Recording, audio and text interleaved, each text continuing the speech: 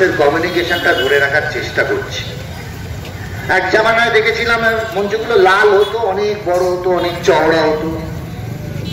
এখন আবার যে একটু ছোট হচ্ছে আমার খুব ভালো লাগছে।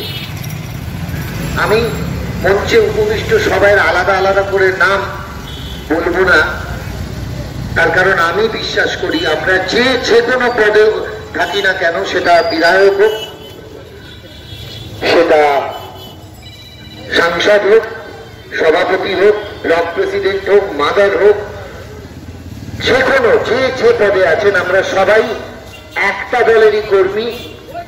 সে দলটির নাম তৃণমূল কংগ্রেস এবং আমরা সবাই তৃণমূল কংগ্রেস কর্মী এবং আমাদের একটাই নেতা, তার নাম মমতা বন্দ্যোপাধ্যায় এবং মমতা বন্দ্যোপাধ্যায়।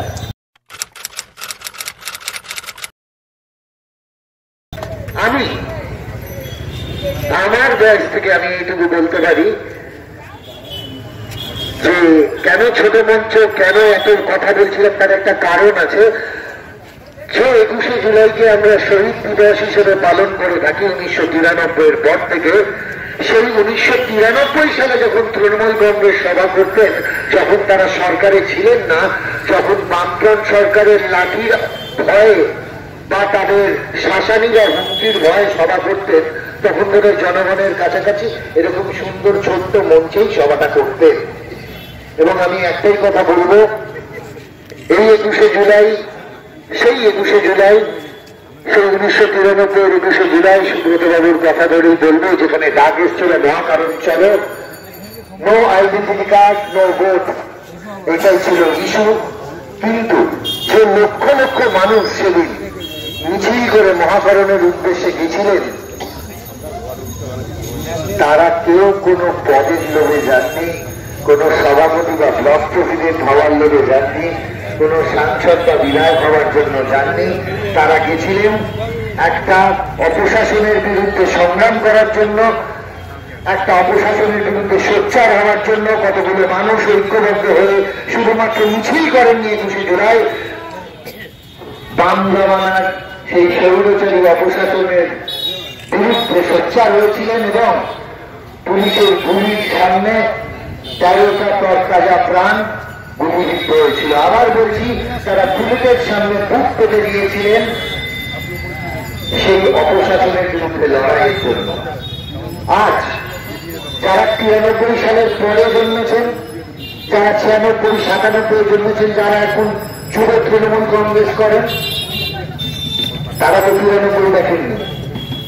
তারা তো হাজরামরে মাননীয় মুখ্যমন্ত্রী মমতা বন্দ্যোপাধ্যায় মাথায় লালু এবং বাদশাহের লাঠিটা ভরা দেখেননি।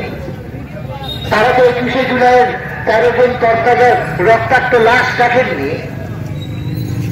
তারা ফেসবুক করেন, তারা ইনস্টাগ্রাম করেন, তারা আকাশের উপর মোবাইল তুলে রিলস করেন। তারা এই 11 বছরের শাসনের সুফল ভোগ করেন। ছাত্ররা স্টুডেন্ট ক্রেডিট কার্ড হাতে নিয়ে রেলা করে ধরেন, রেলা শব্দটা বললাম, স্বাস্থ্যসাথী কার্ড নিয়ে আমরা থাকি। আমরা লক্ষ্মীর ভান্ডারের জন্য 500 টাকা আমাদের অ্যাকাউন্টে পড়ে, তপশিলি জাতি উপজাতির জন্য 1000 টাকা করে অ্যাকাউন্টে পড়ে। তাদেরকে বলতে হবে, তাদেরকে জানাতে হবে, আমার ইয়াং জেনারেশনকে বলতে হবে যে আজকে এইগুলো পাচ্ছ, তার কারণ এক সময় তাদের এই আত্মবলিদান ছিল, তাদের এই বিপ্লব ছিল, তাদের এই আন্দোলন ছিল। জিনিসটা জয়নগরের লোয়া ছিল না, এইটা তাদেরকে বলতে হবে। দরকার পড়লে তারা আমার সিনিয়র নেতাদের এসে প্রশ্ন করবেন এবং সিনিয়র নেতাদের দায়িত্ব থাকবে তাদের সেই ইতিহাসকে বলা, তাদেরকে সেই স্বপ্নটা দেখানো, তাদের সেই কুৎসিত যে আমরা ইতিহাস তৈরি এসেছি সেটাকে বলা। তার কারণ অতীতকে ভুলে গেলে মানুষ বাঁচে না, অতীতের দগদগের ঘাটাকে বুকে নিয়ে বর্তমানে বাঁচতে হয়, যার জন্য ভবিষ্যৎ সুন্দর হয়। সেই জন্যই 21শে জুলাইটা তৃণমূল কংগ্রেসের কাছে শুধু একটি দিন নয়, এটা একটা বিপ্লবের দিন, এটা একটা আবেগের দিন, এটা একটা রক্তক্ষয়ী সংগ্রামের দিন, এটা একটা শির দ্বারা সোজা করে বাঁচবার দিন।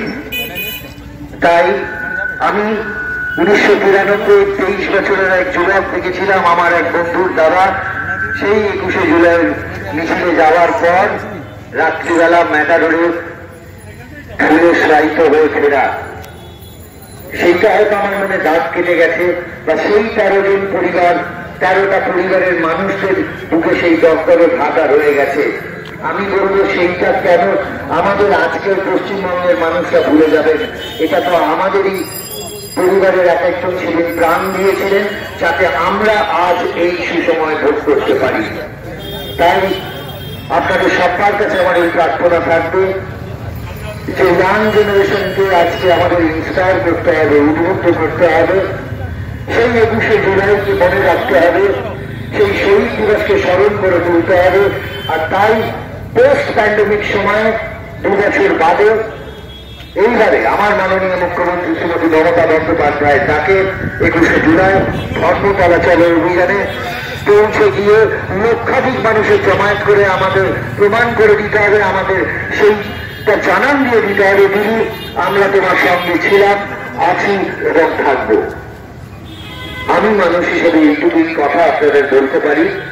আমি এখনকার সময় আপনারা কি কি পাচ্ছেন, কি কি পাচ্ছেন না, কি কি করছেন, কি কি করছেন না, গ্যাসের দাম কত যেটা মনে করিয়ে দেবো না, কেননা মাসের শুরুতে বা শেষে টাকাটা আপনাদের দিতে হয়। এবং আমি বিশ্বাস করি কানা মনে মনে জানা, আবার বলছি কানা মনে মনে জানা। আজকে ডিজেল 97 টাকা হলো, আপনারা গাড়িতে ডিজেল ভরেন, আপনারা চিন্তা করবেন টাকাটা আপনাকে দিতে হয়।